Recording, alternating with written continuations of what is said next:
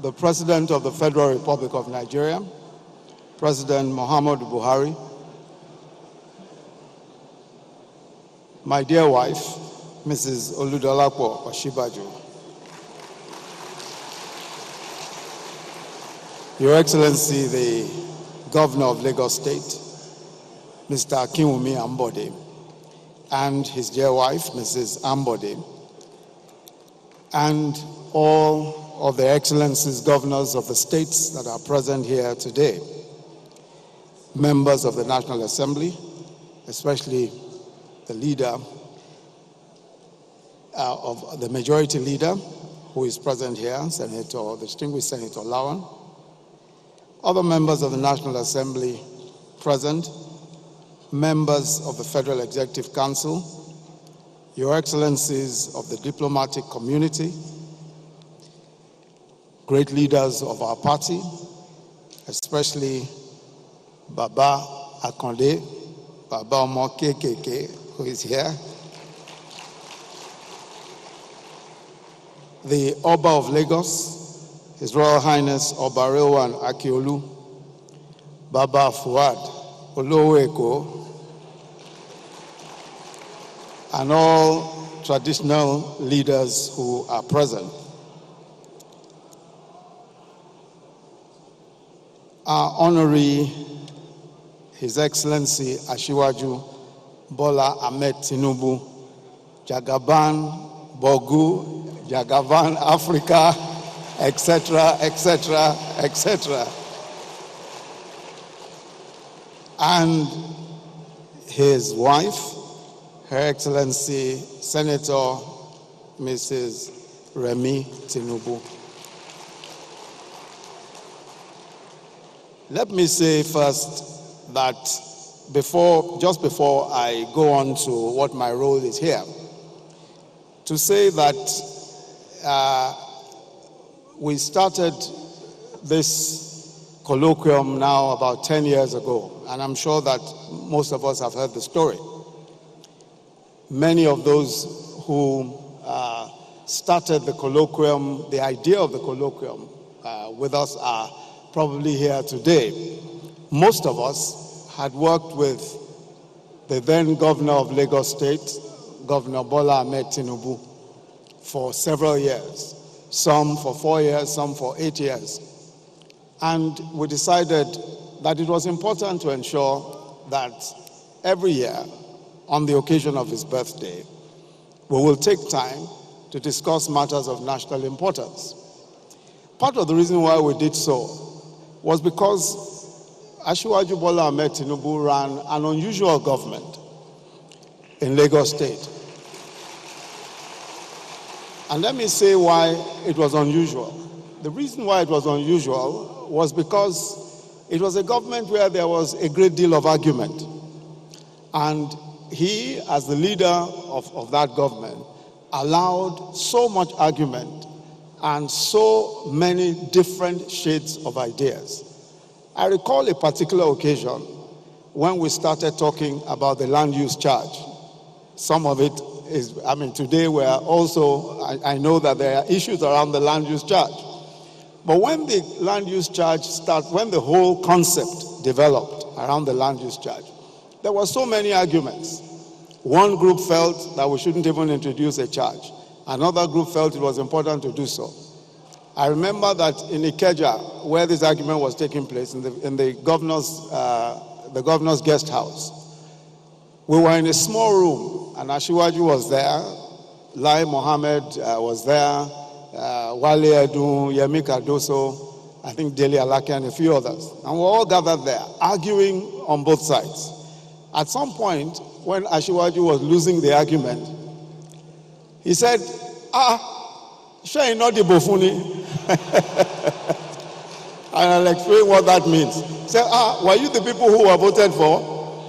Then he stormed out of the room and left. And then we all waited. Nobody left. We just waited and waited there.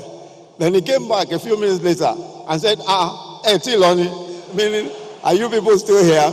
Then he continued the argument. Now he came back with more facts and figures. So we suspected that when he stormed out of the room, he actually went to go and bring some more facts and figures. In the end, we instituted the charge and so many other different ways by which the foundation for what we see in Lagos State today was developed. And I want to just commend Asiwaju Bola Ahmed Tinubu again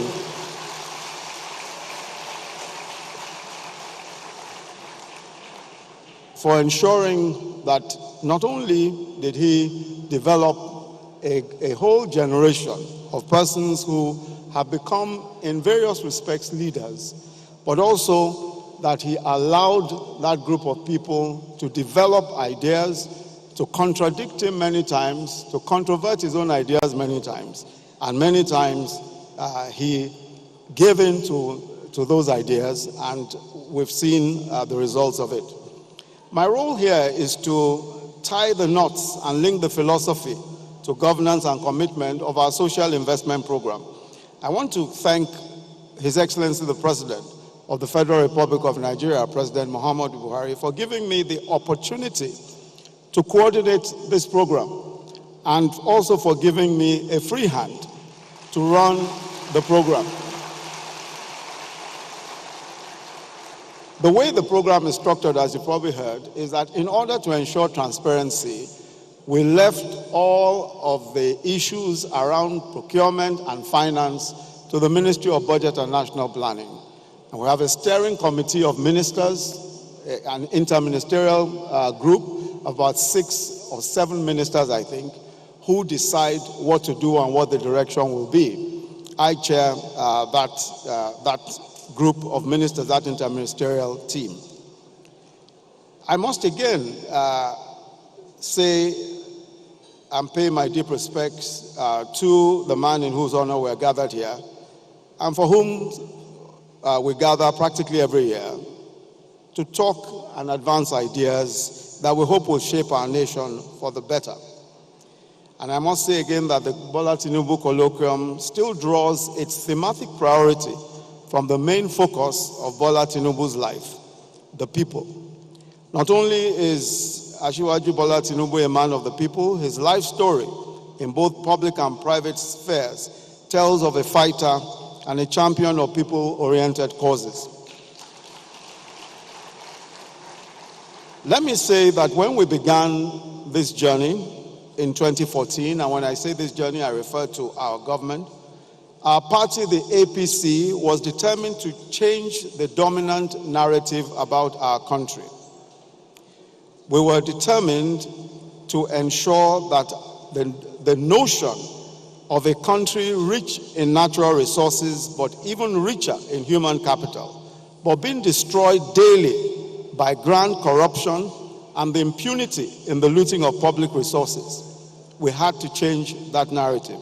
We saw a nation where a few in office had so privatized the Commonwealth that while all prices were at their highest and we were getting growth figures as high as 70%, the majority of the people remained extremely poor.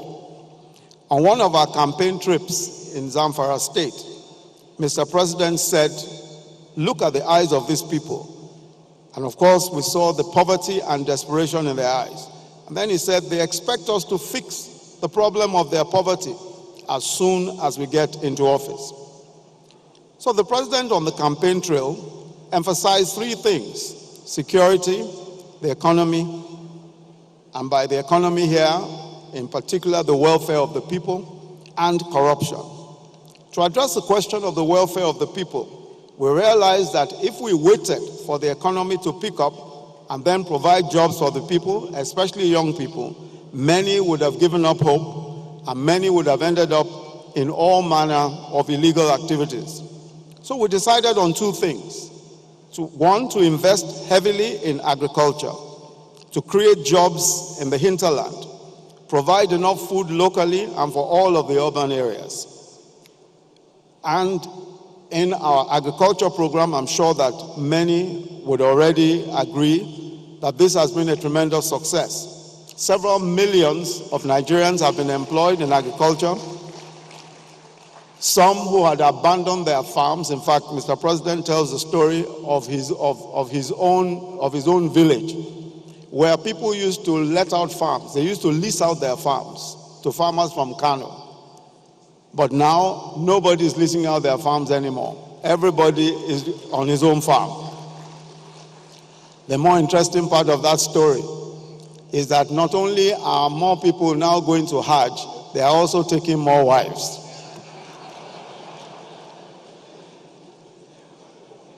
We also decided to put in place an audacious social investment program to the tune of 500 billion naira, the largest pro-poor program in our nation's history and the largest social safety net, at least in sub-Saharan Africa.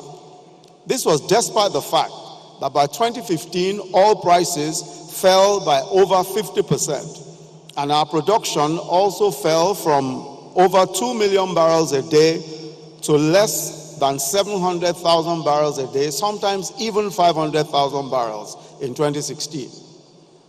We have seen today the empirical evidence of the successes of the program, and all of that is evidence for us to see, and we've listened to several of the testimonies and stories. 200 jobs for undergraduates employed under the Empower program, 300,000 more waiting to be employed, they've been pre-selected, 7 million children being fed daily in 22 states so far.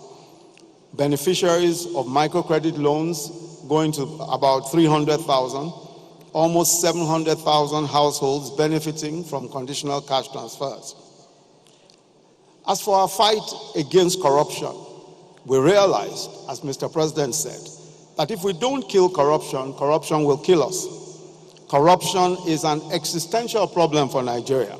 Let me pause here to reiterate that from all I have seen in government in the past 3 years, the corruption of the previous 5 years is what destroyed the Nigerian economy. Every time we talk about this, every time we talk about corruption, our opponents say, don't talk about it. Just do your own. Don't talk about it. The Yorubas have an adage. They say, Toro ba di oro eru. And I'll translate that. When the conversation comes to the matter of tails, the frog will say, let us skip that. Don't talk about it. We will talk about it. And the reason why we will talk about it is because we must let our people know that we cannot afford to go this way again. Never again should we allow a system where people take the resources of this country and steal the resources of this country, use the resources against the people, and at the same time, they want to continue in rulership. The second is that we as a party and your government, we as a party and your government must show the difference between us and the party and government that impoverished our nation. We must show that difference.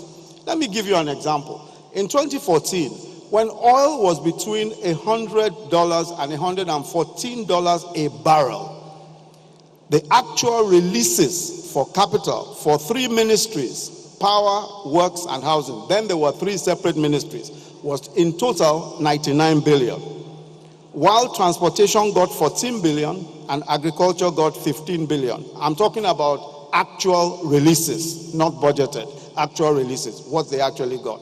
Now let's compare that with capital releases to the same ministries in 2017 when oil prices were between $50 and $60 a barrel. 415 billion for power, works, and housing. 415 billion. 80 billion for transportation. 65 billion for agriculture. Totaling 560 billion. In a time when we are earning at least 50% less than we were earning in 2014. What is the reason why this is possible? This is possible because if you do not steal the resources of the people, you can spend it on the projects that concern the people. It's as simple as that. If you are not stealing the money, you will spend it on the right things. And this is what we have seen. This is what we have seen. When the president introduced it, when he insisted that the TSA must be done, we suddenly discovered that we actually could see for ourselves how much money was available in the system. And so much money was available. We dug up the money from everywhere, and we found that this money was available. I want to say that this same government that spent 139 billion only on all of the on agri, power works and housing, transport, etc. Between January 2015 and the elections, the sum of 100 billion in cash and $289 million, altogether about 100 billion, $289 million in cash was released and spent, shared. This sum of money was in excess of the amount of money that was spent on power works and housing, on transport. And this is the point we're making, that there is no country in the world, and we must know this, there is no country in the world that will allow its resources to be plundered in the way our own resources are plundered and expect to be economically viable. It's not possible. Nigeria is unlike any other country because of the level of corruption that was perpetrated. We must stop that corruption, and that's why we're so committed. When you fight corruption the way we are fighting corruption, corruption is going to fight back. The system will fight back. You will find the fight back is taking place everywhere. It's taking place on social media. It's taking place everywhere. But we're determined. And this is the reason when you listen to the stories of these young people, when you listen to the stories of the vulnerable, the disabled, and all of these people, these are the people for whom we are responsible. These are the people that who voted for us. We must ensure that we defend their rights. It is in defense of their rights. It is in defense of their rights. It is in the defense of the rights of these people that we will put everything out to make sure that those who have been taking the resources of this country are made to pay for it. I'll just give you one last example. $3 billion was lost to something called the Strategic Alliance Contracts in NNPC. $3 billion. The people simply took the oil and never paid back. Now, the same $3 billion, the Minister of Finance sat with us at a meeting of the Economic Management team. And we're proposing, in fact, right now, that has already been, because $3 billion is about ₦1 trillion. We're now proposing the following roads for the same $3 billion. Abuja, Kaduna, Kano Road, Second Niger Bridge, Enugu, Port Harcourt Road, East-West Road, Shagamu or Ebini Road, Kano, Maiduguri Road, Abuja, Lafia, Akwanga, Kefi Road, and Lagos, Abeokuta, the old road. All for the same $3 billion. That is why the criminal looting of this country cannot be allowed to continue. And those who did it must be held to account.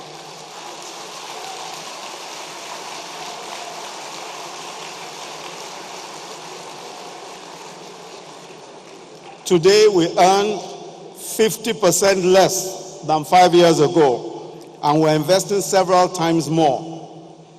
In 2017, we spent 1.3 trillion on capital, the largest in the history of this country, despite earning 50% less. The majority of our people depend on the integrity of those who govern them because they don't have a voice. They are far too poor, in many cases far too vulnerable to be able to say anything for themselves. It's our historic duty as a party and as a government to provide for all of them, to be a voice for them, to make the sacrifices that are necessary. Even where those sacrifices are costly, we must make those sacrifices for them. That is why I'm so pleased that the government of President Buhari has chosen the path of the people, to stand with the people, to be with the people. We are not an elite government. We have chosen to take the side of the people and will remain taking the side of the people of this country. Again, let me commend the man for whom we are gathered, Asiwaju Bola Ahmed Tinubu, a man who has been known time and time again for his battles for the people of this country, beginning here in Lagos State, all over the Southwest, and for the entire nation. And I want to commend him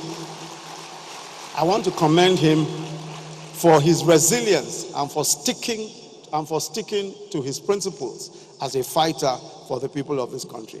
On our part as a government, and for the rest of us, I believe that the best times for our country are yet to come. The future of our country is bright. Day by day, step by step, we're going in the right direction. Our country is getting better and better every day. Thank you very much. God bless you.